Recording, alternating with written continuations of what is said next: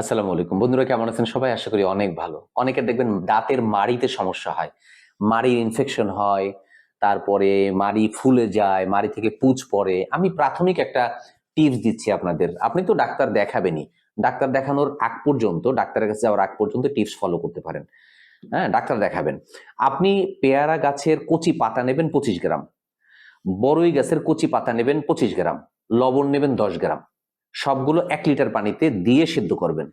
এতটুকু পরিমাণ সেদ্ধ করবেন যাতে পাতার রং বিবর্ণ হয়ে যায়, পাতার এই সবুজ রংটা না থাকে। এরপর কুসুম গরম অবস্থায় কুলকুচা করবেন মাউথ ওয়াশের মতো। আশা করি উপকার পাবেন। আমি ডাক্তার ফাইজুল হক।